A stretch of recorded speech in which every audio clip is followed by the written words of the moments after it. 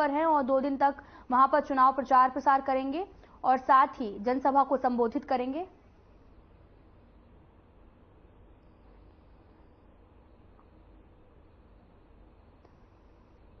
राहुल गांधी छत्तीसगढ़ के दौरे पर हैं, जहां पर 2 दिन रुकेंगे और चुनावी सभा को संबोधित करेंगे, जनता के बीच जाएंगे और साथ ही अपने वोट देने की भी अपील करेंगे।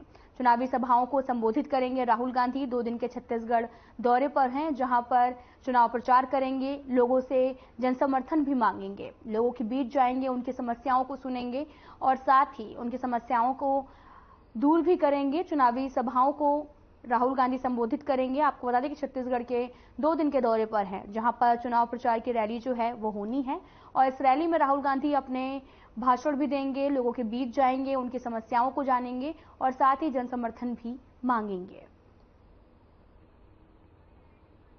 आपको बता दें कि 2 दिन के छत्तीसगढ़ के दौरे पर है राहुल गांधी। छत्तीसगढ़ दौरे पर राहुल गांधी लोगों से मिलेंगे, उनकी समस्याओं को जानेंगे और साथ ही चुनावी सभाओं को संबोधित भी करेंगे।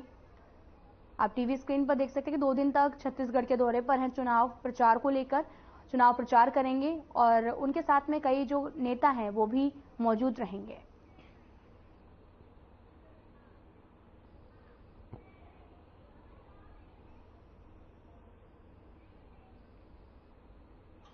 भरतपुर सोहनत कांग्रेस प्रत्याशी गुलाब कमरो, जो कि महेंद्रगढ़ प्रत्याशी रमेश सिंह का नामांकन जमा करने पहुंचे हैं और इस दौरान विधानसभा अध्यक्ष डॉक्टर चरणदास महंत, सांसद ज्योत्सना महंत भी साथ रहे और सभी का कांग्रेस कार्यकर्ताओं ने जोरदार स्वागत भी किया। आपको बता दें कि इस मौके पर कृषि उपज मंत्री जो है मंडी पर मैदान में है और साथ ही विशाल जनसभा का भी आयोजन किया गया। जन समुदाय को संबोधित करेंगे और एमसीबी कांग्रेस के जिला अध्यक्ष अशोक श्रीवास्तव ने अपने संबोधन में कहा कि जिस तरह से आज इतनी संख्या में जन समुदाय यहां पर पहुंचा है, उससे साफ है कि जिले की दोनों विधानसभा में एक बार फिर से कांग्रेस का परचम लहराएगा।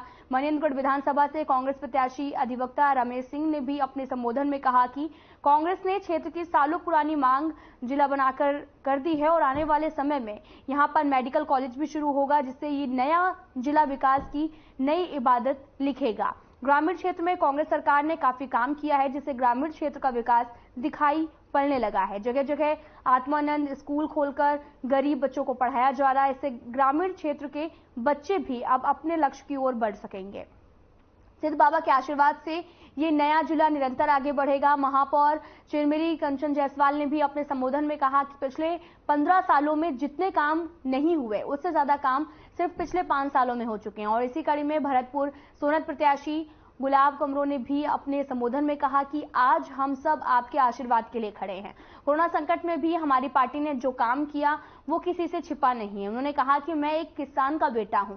बीजेपी के नेता हमारे इतना डर गए हैं कि यहाँ पर दो केंद्रीय मंत्रियों को भेजना पड़ा। हमारी सरकार की 51 योजनाएं संचालित हैं, जिन्हें हम घर घर लेकर जाएंगे। यहाँ पर पहली बार जनता भयभीत हो गई है क्योंकि बीजेपी के लोग हाथ काटने की बात कह रहे हैं। मैंने पूरे 5 साल आपकी सेवा की है। मुझे भरोसा है कि अगर पुरानी सरकार वापस आएगी तो किसानों का कर्जा माफ हो जाएगा। बीजेपी मतलब झूठ बोलने का काम करती है और झूठ बोलने वाली पार्टी है। उन्होंने कहा दुर्भाग्य है कि राम की तुलना अपने नेताओं से करते हैं। वो वही सांसद ज्योत्सना महंत भी संबोधित करते हुए कहा कि जो नामांकन रैली थी वो विजय रैली लग रही थी और आज समय कम है। दोनों प्रत्याशी कांग्रेस के सिपाही हैं। हमारा एक ही धर्म है, कांग्रेस हमारी एक ही जाति है, वो है प्रेम। उन्होंने कहा कि कांग्रेस की सरकार बन गई है। जब भी मैं मांगती हूँ कि ट्रेन दे दो तो बीजेपी के लोग कहते हैं गाड़ियों से चले जाओ। अंतिम वक्ता के रूप में विधानसभा अध्यक्ष डॉक्टर चरणदास महंत ने जनसभा को संबोधित करते हुए कहा कि मैं सोच रहा था कि मैं क्या बोलूंगा, लेकिन जो नामांकन रैली थी विजय रैली हो गई और ये इस क्षेत्र के लोगों का प्यार है। मुझे पूरे प्रदेश में ऐसा ही माहौल है और नए जिले के उन्नति की बात भी है और इसे मैं नहीं दोहराना चाहता। मैं मुख्यमंत्री को बताना चाहता हूं कि उनके आए बिना ही इस क्षेत्र की जनता ने कांग्रेस को विजय दिलाई है।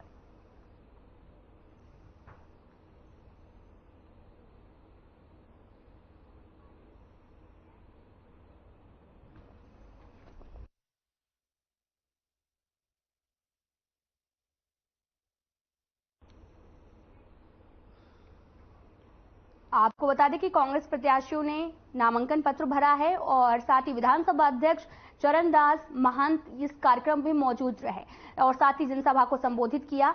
आप ये जो तस्वीरें देख रहे हैं वो एमसीबी की हैं, जहां पर कांग्रेस प्रत्याशियों ने नामांकन पत्र भरा है। कांग्रेस प्रत्याशियों ने पर्चा भरा, अपना नामांकन दाखिल किया। विधानसभा अध्यक्ष चरणदास महंत यहां पर मौजूद रहे। आप देख सकते हैं तस्वीरें अपने आप में भव्य हैं, जहां पर जो रैली है उसका आयोजन किया गया, जिसमें भारी मात्रा में लोग पहुंचे और साथ ही उन्होंने अपनी अपनी पार्टी की तारीफ भी की है।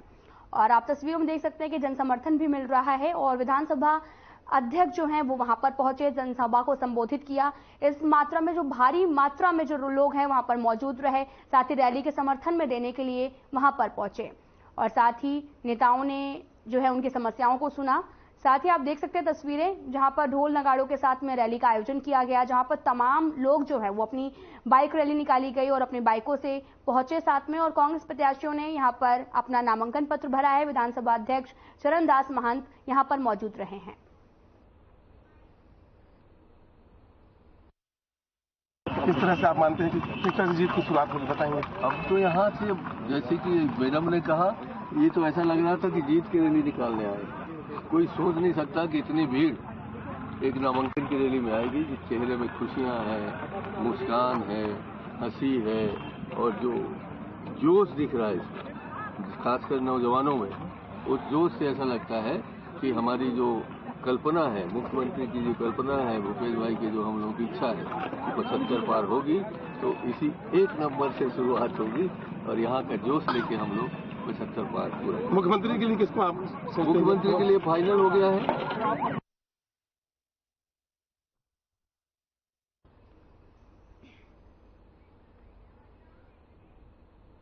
बिलासपुर में रैली कर कई पार्टियों के प्रत्याशियों ने अपना नामांकन दाखिल किया है। नामांकन के दौरान प्रत्याशियों ने शक्ति प्रदर्शन भी दिखाया और साथ ही अपनी अपनी जीत का दावा भी किया। देश से आए थे कि राजनीति में हम बदले, हम बोलते हैं राजनीति खराब है, जोड़ तोड़ है, कोई किसी से गाली होता और ऑल दैट जो भी है राजनीति के बारे में, तो उसको बदलने के लिए अच्छे लोगों को तो आना पड़ेगा। मैं एक इंजीनियर हूँ, भगवान की दया से मेरा बिजनेस है, परिवार है, क्वालिफाइड है, फिर भी हमने बोला कि देश में अब भगत सिंह, अब सुखदेव, राजगिरी तो नहीं आएंगे, हमने ही उनका काम करना है। तो हमारे लिए आम आदमी पार्टी एक दूसरी आज़ादी की लड़ाई है और आम आदमी जो शिक्षा, स्वास्थ्य, रोजगार, पानी, बिजली जैसे मूलभूत समस्याओं के लिए एक पूरी जिंदगी गुजार देता है मशक्कत करते हुए, फिर भी नेता लोग को तो मिल जाती है, अमीर लोग को तो मिल जाती है, पर गरीबों को नहीं मिलती। उसी को दिलाने के लिए आम आदमी पार्टी आई है और आज बिला से इतनी सारी जो जनता हमारे साथ आई थी, वो भीड़ नहीं है, उनका प्यार है कि कितने दिनों से लोगों का फोन आ रहा था, भैया नामांकन कब भरोगे, ऐसे वो कोई बारात है और उन्होंने हमारे को दूल्हा बना के ला के दिया है। तो 17 नवंबर को भी भर भर के झाड़ू छाप में वोट लगेगा। हमने 1 लाख से ज्यादा वोट का क्लेम किया है और रिकॉर्ड तोड़ेंगे बिला में। ये बिल्हा में कौशिक तिलक को माना जाता है, उसको कैसे तोड़ेंगे, क्योंकि कई साल से कौशिक अभी मेरे को कहीं सुनाई दिया, रास्ते में मेरे को लोगों ने बताया कि गंगाधारी शक्तिमान है, वो कांग्रेस की पार्टी का कैंडिडेट हो या बीजेपी के कैंडिडेट हो, दोनों दूर के कजिन्स हैं और वो पिछले 25 साल से, हम बोलते हैं ना राम जी वापस आ गए थे 14 साल की वनवास में, ये वनवास 25 साल का हो गया। तो लोग तरस रहे हैं मूलभूत सुविधाओं के लिए।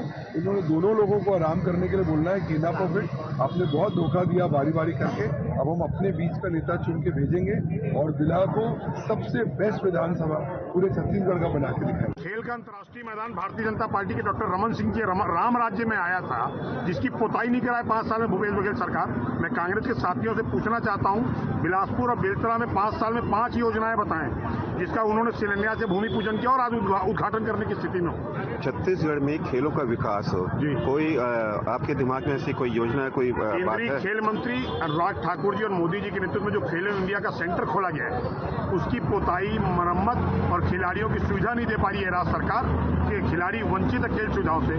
छत्तीसगढ़ ओलंपिक में व्यापक भ्रष्टाचार और भेदभाव है, इससे छत्तीसगढ़ का खिलाड़ी आक्रोशित है और उसके विरुद्ध, सरकार के विरुद्ध वो मैदान में है। अगर जनता आपको चुनती है तब आपकी समस्या रहेगा। तो जनता ने जिस दिन भारतीय जनता पार्टी के प्रत्याशियों की घोषणा हुई, उस दिन मन बना लिया कि कमल बटन और भाजपा और जनता का मन, ये बात आपको बताना चाहता हूँ।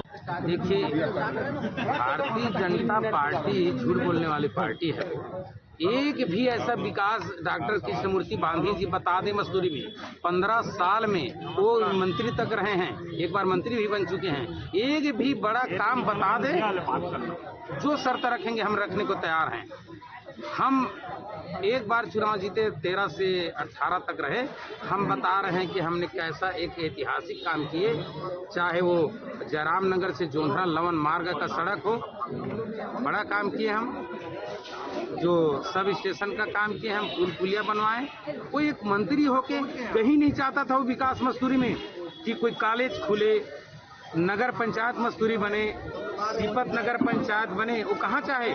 मंत्री होके उनके कार्यकाल में कौन सा ऐसा अस्पताल खुल गया? वो झूठ बोल रहे हैं। इनका जवाब जनता देगी और जरूर देगी। उसको 13 के बाद, उसको 17 तारीख को मतदान होने के बाद समझ आएगा। सरल और सहज स्वभाव के जाने माने निवर्तमान विधायक और कांग्रेस प्रत्याशी लालजीत सिंह राठिया की तीसरी जीत की लहर देखने को मिल रही है। फिर चाहे उनका गृह ग्राम वृंदावन बोकरा मुंडा हो या फिर धर्मजयगढ़ विधानसभा का कोई चौक चौराहा। आपको बता दें कि हमेशा उनसे मिलने और मुलाकात करने का सिलसिला लगातार जारी है और इस बीच लालजीत सिंह राठिया का उनके घर पहुंचे लोगों से बातचीत की और इस दौरान लालजीत ने भी सरकार के तमाम लाभकारी योजनाओं को गिनाया, सरकार और जनता के बीच में प्रेम स्नेह को भी जताया है।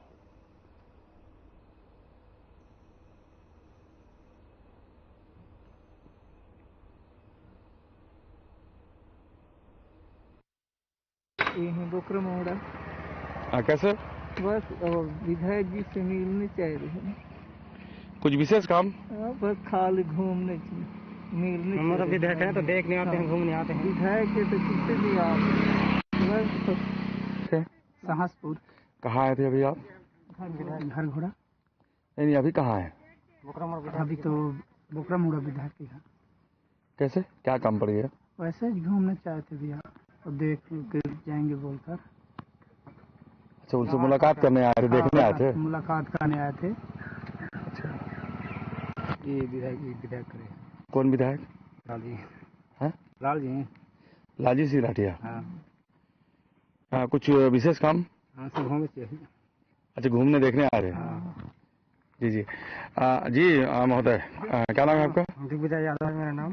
अच्छा, विधायक जी से मिलने थे। अच्छा, उनके आशीर्वाद और प्रेम से जो है पिछली बार 2018 में कांग्रेस की सरकार बनी, माननीय मुख्यमंत्री आदरणीय भूपेश बघेल जी बने, तब से जो उन्होंने लोकहित में जो है हर वर्ग के लिए काम किया है। खास करके छत्तीसगढ़ प्रदेश हमारा किसानों का प्रदेश, धान का कटोरा कहा जाता है। यहाँ कर्ज माफी से लेकर किसानों का समर्थन मूल्य, धान खरीदी केंद्र का वृद्धि, किसानों को कृषि पंप कनेक्शन में वृद्धि और युवाओं को जो है 25 रुपये बेरोजगारी भत्ता, और जो डिप्टी कलेक्टर के भी फॉर्म भरते थे नौकरी के लिए, उसमें भी जो है नीचे से लेकर ऊपर तक किसी भी पद पर जो है 1 रुपये के जो है शुल्क नहीं लिया गया। ये सबसे बड़ी उपलब्धि है। और हर वर्ग का जो है मानदेय बढ़ाने का काम, कर्मचारियों का, गांव के पटेल का, कोटवारों का, अनुदानियों का, आंगनबाड़ी कार्यकर्ताओं का, सहायिकाओं का, रसोई, हर वर्ग का जो है ख्याल रखा है माननीय मुख्यमंत्री जी ने, कांग्रेस की सरकार ने, जिसका परिणाम है कि आज जो है हम सब छत्तीसगढ़ प्रदेश खुशहाल और समृद्धि की ओर है। आज हम सब देखेंगे कि छत्तीसगढ़ का व्यापार हमेशा फला फूला है, क्योंकि आम लोगों के पास पैसा आया है, किसानों के पास पैसा आया है, वो पैसा व्यापारियों के पास गया है। व्यापारी आज जो है, चाहे वो हर कोई भी व्यापारी व्यापार करता हो, व्यवसाय, चाहे गहना जेवर कपड़ा लत्ता या 4 व्हीलर की बात हो, 2 व्हीलर की बात हो, कहीं पर भी हम लोग जाएं, हर जगह जो है हमारे छत्तीसगढ़ के प्रदेश की नीति से जो है खुशहाल है। और इसको हमारा प्रदेश ही नहीं, बाहरी प्रदेश के लोग भी इसकी तारीफ करते हैं, क्योंकि पूरे देश में ऐसा पहला राज्य है जहां पर 2640 रुपये कुंटल में धान की खरीदी की जाती है। ऐसा पहला राज्य है। और बहुत सारे स्वास्थ्य हैं, शिक्षा है, हेल्थ एजुकेशन है, सब पे जो है मुख्यमंत्री जी ने काम किया है, हर वर्ग खुश है। इसलिए जो है कहीं न कहीं दोबारा जो है हमारे माननीय मुख्यमंत्री जी के नेतृत्व में पुनः कांग्रेस की सरकार बन रही है और पूरे देश में एक नंबर 1 मुख्यमंत्री कोई कहा जाने वाला है तो हमारे आदरणीय भूपेश बघेल जी हैं। कांग्रेस की सरकार है जो अलग पहचान देश में दी।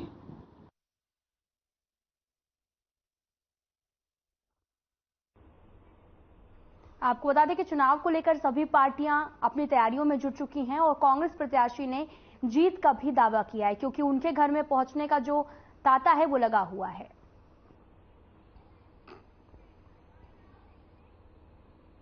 तो वहीं सीएम भूपेश बघेल ने अंबिकापुर में जनसभा को संबोधित किया और चुनाव में कांग्रेस प्रत्याशी के लिए वोट मांगे हैं। क्या कुछ कह रहे हैं सुनाते हैं आपको।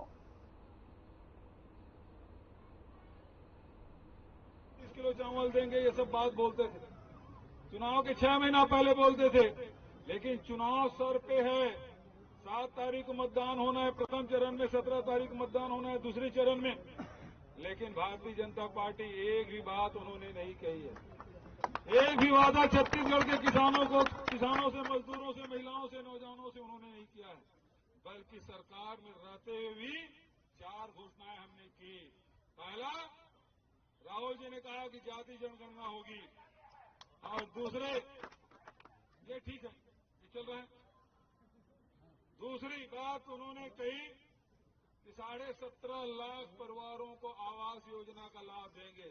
अब बिलासपुर में आए थे 7.5 लाख लोगों के खाते में 25-25 हजार रुपये पहुंच गया है। इसके बाद 10 लाख लोगों को और आवास देंगे, 17.5 लाख लोगों को आवास देने का लक्ष्य।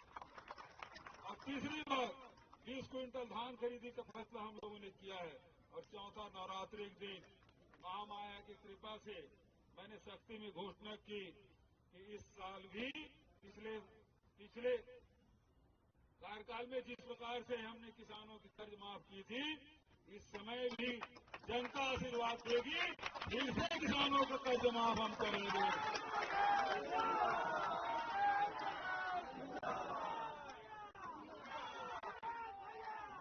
कर्ज माफी का हमने फैसला किया। भारतीय जनता पार्टी के साथियों के पेट में दर्द होने लगा। वो कहते हैं किसान संपन्न हो गए तो कर्जा माफी क्यों? मैं उसे सवाल करता हूं, उद्योगपति बहुत है देश में, आपके मित्रों का 14.5 लाख करोड़ रुपया क्यों माफ कर दिया? हमने तो केवल 9.5 करोड़ ही माफ किया कांग्रेस सरकार ने किसानों का। तो 9.5 करोड़ भी यदि किसानों के खाते में जाता है तो भारतीय जनता पार्टी के लोगों को तकलीफ होती है। और 14.5 लाख करोड़ रुपया उद्योगपति खाते में जाता है, किसानों का अंत किसी को पता नहीं चलता। तो आपको तय करना है, किसान संपन्न होना चाहिए, किसानों का कर्ज माफ होना चाहिए कि नहीं होना चाहिए? तो ये बात समझ लीजिए, यदि कांग्रेस की सरकार बनेगी तो गरीबों को भूमि श्रमिक न्याय योजना का लाभ मिलेगा, किसानों को राजीव गांधी किसान न्याय योजना का लाभ मिलेगा।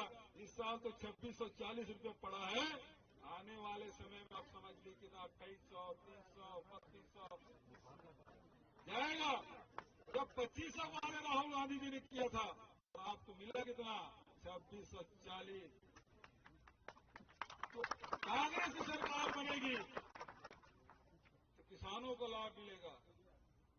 कांग्रेस की सरकार बनेगी, महिलाओं को रोजगार अभी गौठान में मिल रहा है, रीपा में मिल रहा है, गोबर बेच के पैसा कमा रहे हैं, मशरूम उत्पादन कर रहे हैं, सब्जी उत्पादन कर रहे हैं, बहुत सारे सामग्री को निर्माण कर रहे हैं, उससे पैसा कमा रहे हैं। नौजवान साथियों में कहना चाहूंगा, भर्तियां हमने 40,000 की और साथ ही 30,000 शिक्षकों की भर्ती हमने की। भारतीय जनता पार्टी शासनकाल में बता रहे एक भी शिक्षक की भर्ती किया हो, एक भी शिक्षक, उसके शासनकाल में एक भी शिक्षकों की भर्ती नहीं हुई। हमारे शासनकाल में 30,000 शिक्षकों की भर्ती हुई। बेरोजगारी भत्ता भी दे रहे हैं, 14 साल में 98 करोड़ और 4 महीने में 182 करोड़। बेरोजगारों को बेरोजगारी भत्ता देने का काम हमारी सरकार ने किया है। आदरणीय साथियों, यदि कांग्रेस की सरकार बनेगी तो आपको लाभ मिलेगा और यदि भारतीय जनता पार्टी के धोखे से सरकार बन गई, जिसके बनने की संभावना नहीं है, तो 35 किलो चावल मिल रहा है ना, वो 7 किलो में उतर जाएगा। बिजली बिल आधा लाख मिल रहा है, वो बंद हो जाएगा। ये स्वामी आत्मानंद अंग्रेजी स्कूल है ना, वो डीएवी वालों को दे देंगे, वो चलेगा नहीं। हमारे यहाँ कॉलेज भी खोल रहे हैं, ITI भी खोल रहा है, 2 सर्टिफिकेट 12वीं के बाद एक साथ मिल रहा है, ITI और 12वीं का। ये सब बंद कर देंगे। किसानों को जो लाभ मिल रहा है ना, इसके राज में तो 10 क्विंटल कर दिए थे, बोनस भी बंद कर दिए थे। और मैं इस मंच के माध्यम से कह रहा हूं, मोदी जी को मैंने चिट्ठी लिखी है, रमन सिंह जी 2 साल का बोनस नहीं दिया है, आप बोनस देने की अनुमति दे दो। 2 साल का जो बोनस बचा है, उस किसानों को फिर से हम देंगे।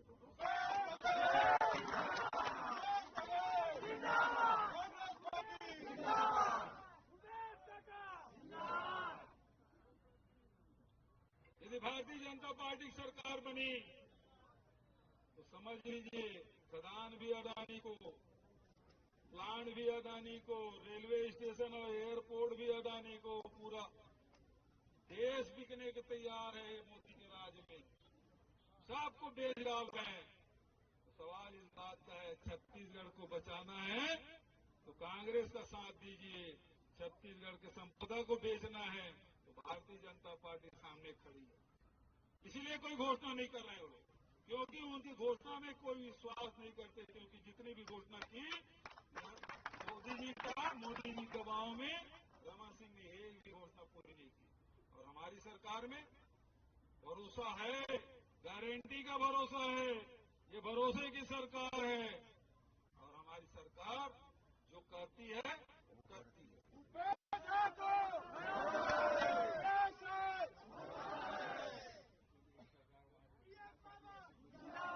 डबल इंजन की सरकार में देखो, धान आपका 10 क्विंटल कर दिया, 2 साल का बोनस भी नहीं देने दिया। और मणिपुर में क्या हो रहा, सैकड़ों लोग की मृत्यु हो गई, 50,000 लोग पलायन कर गए, हमारी माताओं बहनों के निर्वस्त्र घुमाया जा रहा है। एक बार भी मोदी जी वहां नहीं गए, अमित शाह जी नहीं गए, वो दौड़ दौड़ के छत्तीसगढ़ में आ रहे हैं, रायपुर में रात रुक रहे हैं और कहते हैं कि उल्टा करके सीधा, उल्टा लटका के सीधा कर दूंगा भ्रष्टाचारियों का। तो रमन सिंह तो खुद स्वीकार कर चुके हैं, वो कमीशन खोरी 1 साल बंद कर दो। और कमीशन खाया कि नहीं खाया टिफिन में, चप्पल जूता कमीशन खाया कि नहीं खाया, राशन में कमीशन खाया ही नहीं। और आखिर में सड़ा वाला मोबाइल जो फूट जाता था, है किसी के पास? नहीं है ना, उसमें भी कमीशन खाया। और हमारी सरकार में हर 15 दिन में बटन दबाते हैं, वर्मी कंपोस्ट बनाने वाले, गोबर बेचने वाले सबके खाते में पैसा जाता है। हर महीना बेरोजगार साथियों के खाते में पैसा जाता है, हर 3 महीने में मजदूरों के खाते में पैसा जाता है, हर 3 महीने में किसानों के खाते में पैसा जाता है। हर साल जितने भी लघु पर संग्राहक है, चाहे तेंदुपत्ता हो, महुआ हो, इमली हो, जितने भी 67 प्रकार के लघु उपज की खरीदी की व्यवस्था, उसके खाते में पैसा जाता है। तो हर महीने 15 दिन, महीने दिन, 3 महीने में बटन दबाते हैं और आपके खाते में पैसा जाता है। मैं आपसे निवेदन करना चाहता हूं, 17 तारीख को बटन दबाइएगा। किसमें बटन दबाएंगे? आज नहीं आने, किसमें बटन दबाएंगे? बताए, हाथ उठा बताए किसमें बटन दबाएंगे। फिलहाल इस बुलेटिन में इतना ही। नमस्कार।